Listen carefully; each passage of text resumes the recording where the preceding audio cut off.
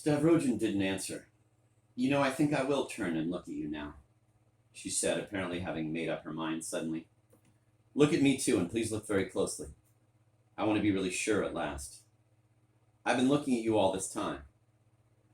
She said, examining him intently. You've put on a lot of weight. She was about to say something else, but suddenly terror again distorted her features, and she reeled back, raising her arm as if to ward off a blow. What's the matter with you anyway? Stavrogen cried, almost beside himself with irritation. Her fright lasted only an instant, and her face twisted into a strange, suspicious, and unpleasant smile. Please, Prince, rise and come in, she suddenly said in a firm and determined tone. Come in? Where am I supposed to come into? For 5 years, all I have done is imagine the way he would come in. Get up and go into the other room. I'll sit here as though I weren't waiting for anything. I'll be holding a book. At that moment, you'll enter, returning from a 5-year journey. I want to see what it will feel like. Stavrogen gnashed his teeth and muttered something under his breath. That'll do, he said, slapping the table with the flat of his hand. I would like you to listen to what I have to say now, Maria, and I would appreciate it if you'd give me all your attention. After all, you're not completely mad, he blurted out in his impatience. Tomorrow I will announce that we are married, but you may rest assured you'll never have to live in palaces. Would you like to spend your life with me? Then it will be very far from here in the mountains in Switzerland. There's a certain spot there. Now, I promise you I'll never abandon you and never have you shut up in a lunatic asylum. I have enough money to live on without depending on anyone. You will have a maid, and you won't have to do any housework. You will have anything you wish as long as I can possibly get it for you. You will be free to practice your religion, to come and go as you wish, to do whatever you like. I won't touch you. I'll always be there in that spot with you. If you so choose, I won't say a word to you as long as I live. If you wish, you may tell me your stories every evening as you did in Petersburg. But then you must be prepared to spend all your life in that same place, and it's a bleak spot. I warn you.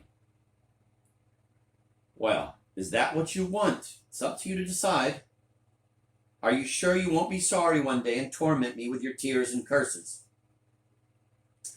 She heard him with obvious interest and, after he had finished, remained silent for a long time, allowing me to have a sip of coffee.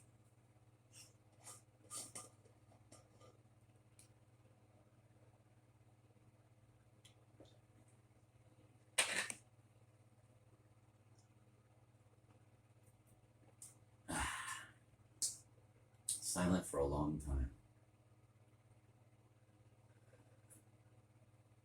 Usually Dostoevsky says 2 minutes, 3 minutes, 5 minutes.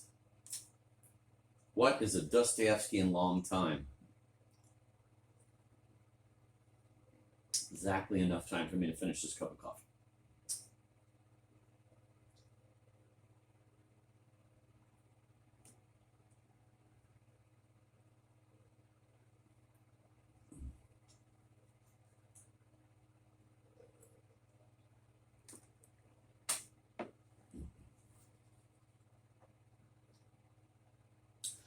It sounds quite incredible to me, she said at last, and there were both sarcasm and revulsion in her tone.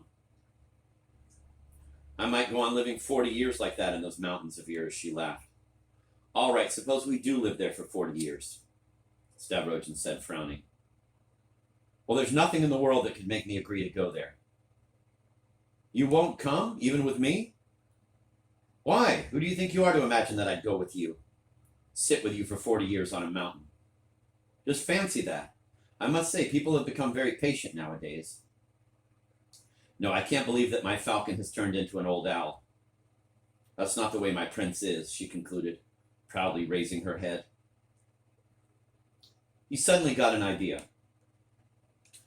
Why do you call me prince? Whom do you take me for? He asked her quickly. Aren't you a prince? I've never been anything of the sort. You admit to my face just like that you're not a prince? As I said, I've never been a prince. Good God, she said, clasping her hands. I expected anything from his enemies, but never such insolence. Never. Is he alive? She asked threateningly, advancing on Stavrogen. Or have you killed him? Admit it. Whom do you take me for? He said, jumping up from the chair. his face distorted. But nothing could frighten her now. She sounded victorious. Who knows who you are or where you come from, but in my heart deep down I felt that some scheming was going on, and that's why I wondered, what does that blind old owl want with me? No, my good man, you're a very poor actor. Even worse than my Leviathan is. Give my regards to the Countess and tell her to find someone a little better than you to send it to me next time. Tell me, did she hire you? Has she given you a job in her kitchen to reward you? I see through all of you with all your tricks, you know. He seized her by the arm just above the elbow, but she kept laughing in his face. You do look a lot like him. You might even be related to him. Oh, they're smart, all right, those people. The only difference is that my man is a handsome falcon and a prince, while you are an owl and a shopkeeper. My man, if he fancies, will bow down to God, and if he doesn't fancy, he won't. But you're the fellow who got slapped around by Shotzi. Ah, dear, nice Shotzi.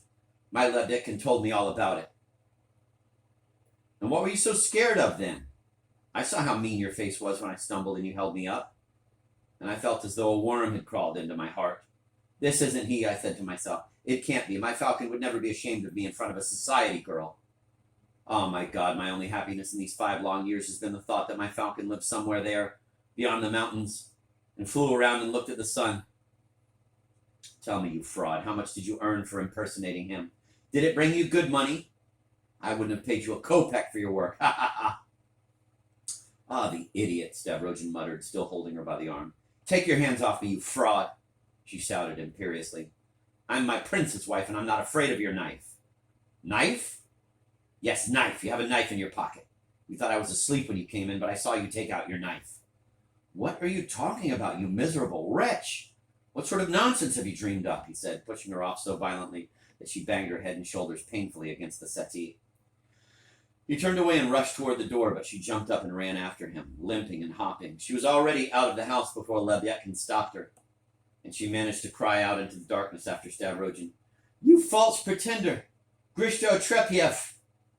Anathema on you!